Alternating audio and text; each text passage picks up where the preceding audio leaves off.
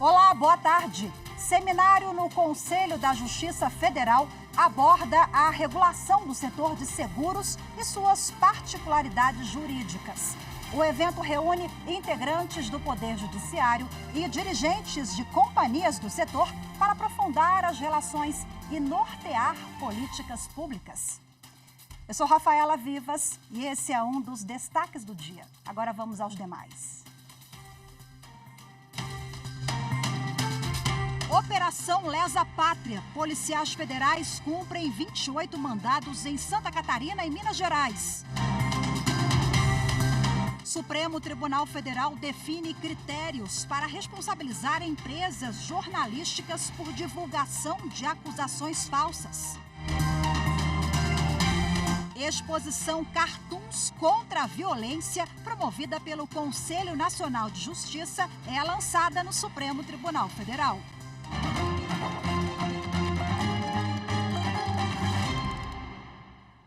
O Supremo Tribunal Federal definiu critérios para responsabilizar empresas jornalísticas por divulgação de denúncias falsas. A repórter Viviane Novas explica que a medida busca não só preservar a liberdade de imprensa, mas também garantir a punição das acusações que são de má-fé.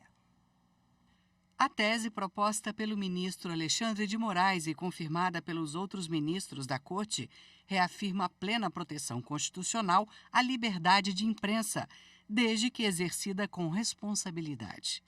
Por isso, ficou estabelecido que é vedada qualquer espécie de censura prévia, mas poderá haver a análise posterior e responsabilização quando as informações forem comprovadamente injuriosas, difamantes e caluniosas.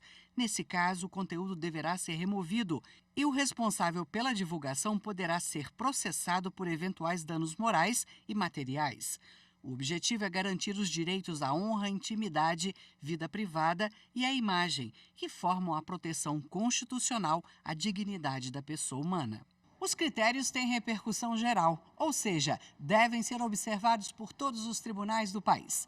A tese prevê ainda que, no caso das empresas de comunicação, a responsabilização civil só vai ocorrer se o veículo não checar a veracidade dos fatos e se, na época da divulgação, houver indícios concretos de que a acusação é falsa. A pessoa falsamente acusada deverá comprovar que houve a má-fé do veículo. O presidente do Supremo Tribunal Federal, ministro Luiz Roberto Barroso, explicou que, dessa forma, geralmente a responsabilização cairá apenas sobre o entrevistado, ou seja, o autor da falsa denúncia. Nós estabelecemos que a regra geral é que o veículo não é responsável por declaração de entrevistado, a menos que tenha havido uma grosseira negligência relativamente à apuração de um fato que fosse de conhecimento público. Não há nenhuma restrição à liberdade de expressão, não há censura prévia e, como tudo na vida, por mais que cada um de nós defenda a liberdade de expressão e de imprensa, e eu me considero um defensor permanente da liberdade de imprensa e de expressão, nenhum direito é absoluto e, portanto, as pessoas têm que se responsabilizar pelo que dizem. 3 pessoas foram presas hoje em mais uma fase da Operação Lesa Pátria, que apura os atos antidemocráticos de 8 de janeiro. Em Brasília, ao todo, os policiais cumpriram 28 mandados judiciais em Santa Catarina e Minas Gerais, autorizados pelo Supremo Tribunal Federal. 4 colombianos, 2 homens e 2 mulheres procurados por roubo foram incluídos no MPMG Busca, que é um programa que reúne esforço para dar cumprimento a mandados de prisão em aberto. Eles foram denunciados pelo Ministério Público de Minas Gerais por envolvimento no roubo de 1/3 de ouro do Rosário Benedito, do século XIX, no Museu de Arte Sacra da Igreja do Pilar, em Ouro Preto. O crime ocorreu no último dia 10 de novembro. Uma das mulheres foi presa no dia 17. A Procuradoria-Geral da República denunciou o governador do Acre, Gladson de Lima Cameli, do Partido Popular, e outras 12 pessoas por diversos crimes, entre eles organização criminosa, lavagem de dinheiro e fraude à licitação. As investigações iniciadas em 2019 apontam irregularidades envolvendo a contratação fraudulenta da empresa Murano Construções Limitada para a realização de obras de engenharia viária e de edificação. O Ministério Público Federal pediu o afastamento cautelar das funções públicas do governador e demais agentes públicos denunciados até o fim da instrução criminal, além da proibição de contato entre os denunciados, que também não poderão se aproximar da sede do governo estadual. A Comissão de Constituição e Justiça do Senado aprovou indicados para as vagas destinadas à Justiça do Trabalho no Conselho Nacional de Justiça. Os nomes agora vão ser submetidos ao plenário da Casa. As informações com Pablo Lemos. Foram 3 nomes aprovados para compor o Conselho Nacional de Justiça. São eles: o ministro Caputo Bastos, do Tribunal Superior do Trabalho, o desembargador Alexandre Teixeira de Freitas Bastos Cunha, do Tribunal Regional do Trabalho da Primeira Região, no Rio de Janeiro, e o juiz do Trabalho Guilherme Guimarães Feliciano, da Primeira Vara do Trabalho de Taubaté, interior de São Paulo. Durante a sabatina conduzida pelo presidente da Comissão de Constituição e Justiça, senador Davi Alcolumbre, os indicados destacaram o papel do CNJ na construção de um poder judiciário mais rápido e eficiente. O ministro do TST, Caputo Bastos, ressaltou o investimento em tecnologia da informação e o estabelecimento de parcerias com os tribunais, de modo a promover melhorias na prestação dos serviços à sociedade. O desembargador Alexandre Teixeira de Freitas Bastos Cunha, do TRT do Rio de Janeiro, destacou o judiciário como relevante instrumento de capacitação social. E o juiz Guilherme Guimarães Feliciano, da Vara do Trabalho de Taubaté, defendeu a atuação do Conselho Nacional de Justiça em temas relacionados à saúde, integração do cidadão neurodivergente, educação para a cidadania e pacificação social. A seguir, debate no Conselho da Justiça Federal aborda a regulação do setor de seguros. Os detalhes no próximo bloco, voltamos já.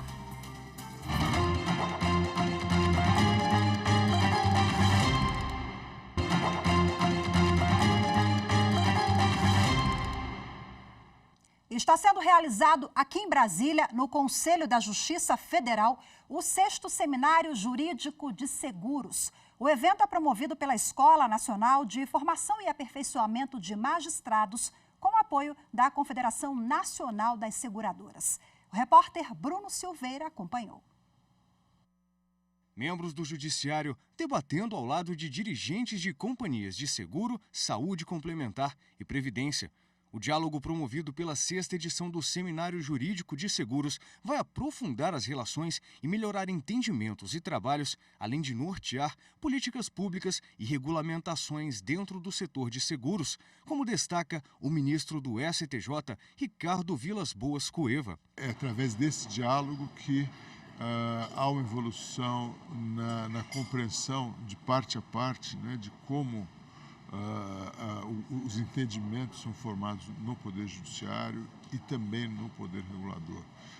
Para o juiz, particularmente, é muito importante entender a lógica que preside a agência reguladora, os métodos que a agência utiliza, quais são as políticas regulatórias, porque de uns anos para cá se consolidou no Judiciário a ideia de deferência ao regulador. Para o presidente da Confederação Nacional das Seguradoras, Diogo Oliveira, ao longo das edições do Seminário Jurídico, a proximidade entre o judiciário e o setor já mostra avanços nas regulações, garantindo mais segurança jurídica para quem julga, quem promove e quem se beneficia dos seguros. Você não pode pressupor, né, que os magistrados tenham esse conhecimento técnico específico do setor. E a gente traz esse conhecimento. E do outro lado a gente recebe, né, o conhecimento jurídico, a jurisprudência, a percepção da sociedade que o judiciário tem. Os 4 painéis temáticos do evento abordam temas de interesses do judiciário relacionados à saúde suplementar, regulação da atividade e o mercado ilegal de seguros e de relações jurídico-econômicas. Roque de Holanda, presidente da Junto Seguros, destaca que este ano o seminário jurídico vai abordar 2 temas relevantes para o cenário atual.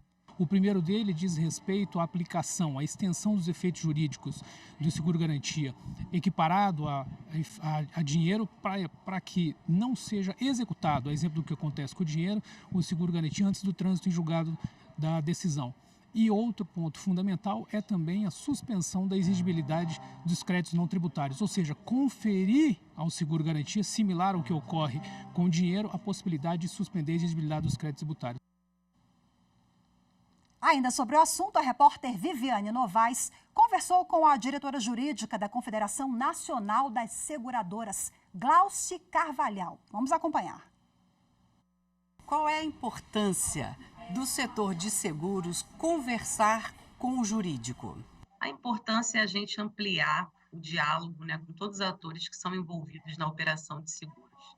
Seja o próprio regulador, já que o nosso mercado é extremamente regulado, então tem a SUSEP, a ANS, os representantes dos consumidores, né, como estarão representados pelo PROCON, e os próprios ministros que julgam as matérias de seguro no STJ.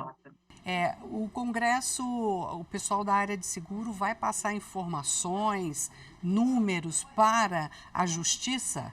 Esse é o objetivo, que a gente possa falar das questões técnicas do seguro. O seguro é um contrato muito técnico, muito regulado, com várias normas infralegais que regulam essas operações. Daí a importância da gente passar esses conceitos técnicos, atuariais, econômicos e levar dados de impacto que essas decisões acabam tendo, não apenas para aquele segurado que está envolvido no processo, mas para toda a mutualidade, para toda a carteira de segurados que faz parte daquele seguro ou está presente naquele contrato, porque o seguro nada mais é do que esse compartilhamento de riscos, né? Os magistrados que participam do seminário são essencialmente do Superior Tribunal de Justiça, o STJ. Por que motivo? Porque as questões de seguro, a sua grande maioria, acabam terminando nas turmas de direito privado do STJ. Por isso, essa necessidade de esclarecer ao Tribunal da Cidadania, que acaba por resolver a maior parte das questões de seguro. A área de seguro é uma área que tem muita judicialização, ou seja, os conflitos vão parar na justiça? Olha, eu te diria que depende, porque a grande maioria dos ramos, a judicialização ela é extremamente baixa. O único ramo que a gente vê uma judicialização maior é o ramo do seguro-saúde. Isso tem uma razão, né? Porque os consumidores acabam querendo coberturas que muitas vezes não são contratadas. Há uma sensibilidade muito grande do judiciário em relação a essas questões, então é o ramo de seguro mais judicializado, onde a gente tem o maior número de ações judiciais hoje nas questões de seguro.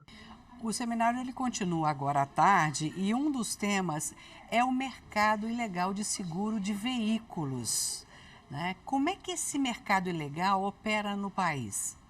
Infelizmente, esse é um mercado que se formou, né, muito baseado em preço, né, oferecer uma chamada proteção, que de proteção não tem nada, a um preço mais em conta, em tese, que o seguro, mas, na verdade, isso é um grande engodo. Por quê? Porque o consumidor contrata achando que está contratando um produto de seguro, quando, na verdade, não é. Ele vira um sócio dessa associação, muitas vezes não tem o pagamento de sua indenização, e essas associações atuam completamente à margem da lei. Seja porque praticam crime contra o sistema financeiro nacional, já que captam poupança popular e não tem autorização para isso, não observam o Código de Defesa do Consumidor e não recolhem nenhum tipo de tributo. Então, isso traz muito prejuízo, não só para aquele consumidor que contratou, mas também para toda a sociedade. Esse mercado ilegal é de uma determinada área de saúde, de veículos? Ele nasceu com a área de veículos, tem a sua preponderância na área de veículos, só para você ter uma ideia como referência de números, no ano passado eles movimentaram cerca de 8 bilhões de reais, mas infelizmente eles já estão começando também a oferecer as chamadas proteções para outros ramos também, como vida e capitalização. E como combater esse mercado ilegal? Olha, eu acho que o principal combate vem da informação. O consumidor, ao ter dúvida, ao contratar um produto de seguro, ou achando que é um produto de seguro, ele deve consultar a SUSEP, a Superintendência de Seguros Privados, para saber se aquela empresa tem ou não autorização para vender seguro. A partir daí, situações que já estão postas, ou seja, associações que já existem, consumidores que já foram lesados, tem um trabalho muito forte da SUSEP, seja de autuação dessas empresas e da promoção de ações civis públicas. Hoje tem cerca de 300 que tramitam nos TRFs do país. Outro assunto que vai ser discutido no seminário hoje à tarde é o seguro de vida. O que vocês pretendem colocar para os magistrados? Nós pretendemos comentar, esclarecer aspectos técnicos que fazem a base desse produto. Isso porque o seguro de vida ele é um produto muito importante. Historicamente, sempre foi um produto que salvou muitas vezes as famílias diante, infelizmente, de um caso de falecimento do seu provedor, né, daquela pessoa que realmente ali, com que a família conta a nível de renda. E esse seguro teve uma importância que ficou muito reafirmada no período de pandemia, porque as pessoas se viram diante de uma grande questão que ceifou muitas vidas e precisavam recompor os seus patrimônios, recompor a sua renda. Inclusive, o mercado segurador, mesmo não tendo cobertura para os casos de pandemia, se solidarizou com tudo que se vivia, né, no mundo com essa questão e, mesmo assim, pagou os sinistros advindos de pandemia. Então, justamente por isso, esse produto cada vez mostra uma maior importância. Também, para dar uma referência, foram cerca de 7 bilhões de reais pagos em indenizações de sinistros advindos da pandemia. E o objetivo é trazer esses elementos técnicos. Por exemplo, no STJ agora, está sendo discutida se pode ou não reajustar o seguro de vida de acordo com a faixa etária. E esse é um tipo de questão que vale a pena a gente comentar. Nós estamos trazendo uma atuária hoje que trabalha na CNP Holding, justamente para esclarecer como é que o produto é construído, por que há esse reajuste à medida que aquele segurado vai envelhecendo, qual é a razão atuarial para isso. Então, essas e outras questões vão ser objeto de análise nesse painel. Ok, doutora Glaucia, eu agradeço muito a sua participação e sucesso no seminário, viu? Muito obrigada pela oportunidade. A seguir, exposição Cartoons contra a Violência, promovida pelo Conselho Nacional de Justiça, é lançada no Supremo Tribunal Federal. Os detalhes em instantes, voltamos já.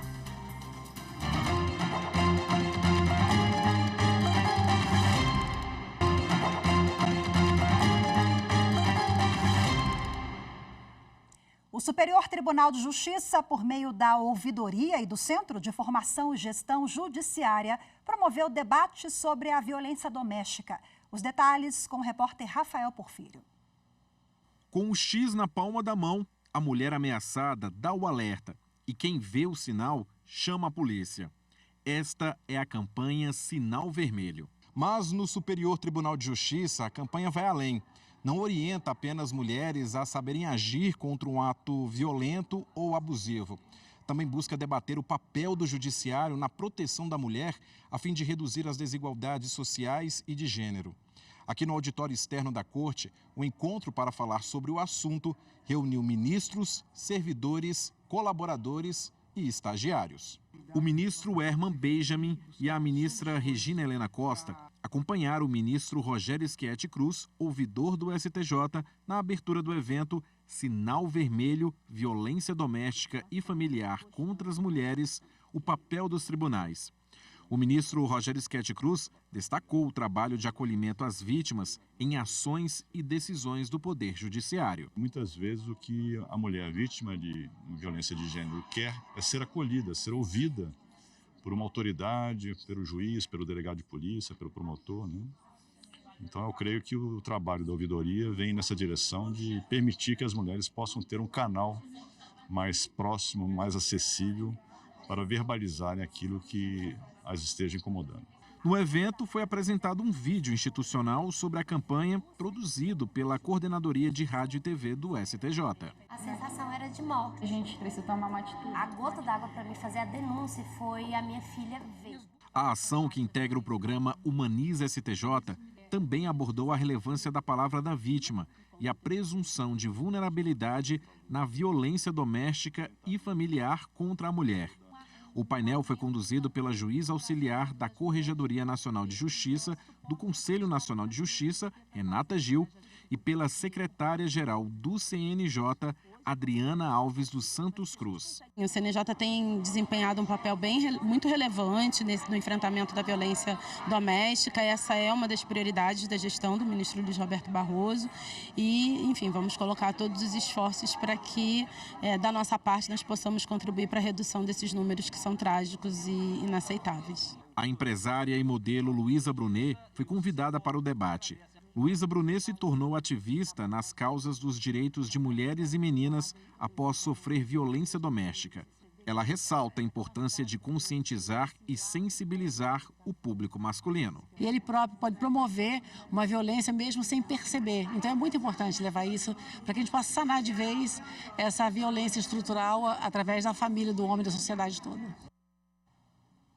Está em vigor a lei que estabelece violência doméstica como fator impeditivo para a guarda compartilhada de crianças e adolescentes. A norma modificou o Código Civil e o Código de Processo Civil. Os detalhes você acompanha na reportagem de Matheus Beck. A partir de agora, a guarda compartilhada de uma criança ou adolescente poderá deixar de ser aplicada pelos juízes caso haja risco à segurança dos jovens por parte de um dos pais. O que se busca é dar uma proteção mais ampla à prole, né, aos filhos, que são, né, a parte mais frágil da relação. Com a nova lei, o magistrado deve indagar o Ministério Público e as partes sobre situações de violência doméstica ou familiar que envolvam tanto o casal quanto os filhos. A alteração tem efeito imediato nos novos casos. Porém, o magistrado observa que decisões anteriores, em que a guarda compartilhada já tenha sido concedida, podem ser revistas em suspeita de nova situação de violência. A cautela recomenda, claro, que o magistrado, se deferiu em algum momento a guarda compartilhada, então ele, a partir daí, aportando, aos autos, ao processo, elementos razoáveis acerca dessa notícia, ele pode e deve até, então, reconsiderar a eventual decisão que tenha, ainda que provisoriamente, concedido a guarda em regime compartilhado. Para o juiz, a lei formaliza uma prática de preservação da integridade física dos familiares que as varas de família ou especializadas em violência doméstica já fazem desde a promulgação da Lei Maria da Penha. O Conselho Nacional de Justiça inaugurou uma exposição de cartoons sobre violência contra a mulher. As obras podem ser vistas no Museu do Supremo Tribunal Federal, em Brasília, até o próximo dia 19. A repórter Viviane Novas conta o que viu por lá. A exposição mostra as várias faces da violência contra a mulher por meio do cartoon, desenho que sempre tem algum tipo de crítica. Quem nunca ouviu esta frase? Não significa não. Alguns cartoons mostram o abuso contra crianças, os pensamentos do machismo, a violência física, patrimonial e psicológica. Outros passam mensagens como esta. Em briga de marido e mulher, vizinho denuncia sim. A exposição também mostra um número alarmante. 650 mil processos sobre violência doméstica tramitam no judiciário brasileiro. Os 14 painéis foram criados por 11 mulheres cartunistas e fazem parte da campanha contra a violência doméstica do Conselho Nacional de Justiça. Esses cartoons também estão nas redes sociais dos tribunais, no transporte público, em outdoors e na imprensa. A exposição está no Museu do Supremo Tribunal Federal. Na abertura, o presidente da Corte e do Conselho Nacional de Justiça, ministro Luiz Roberto Barroso, citou números da violência no país.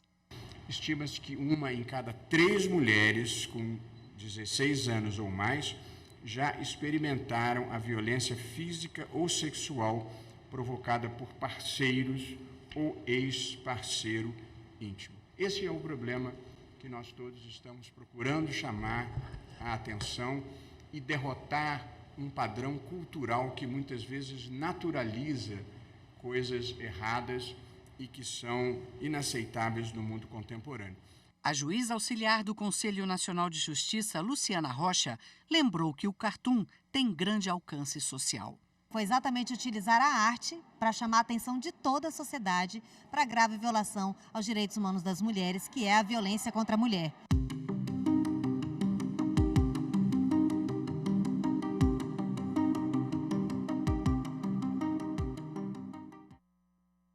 Hoje ficamos por aqui. Muito obrigada pela sua companhia. Ótima tarde. Até amanhã.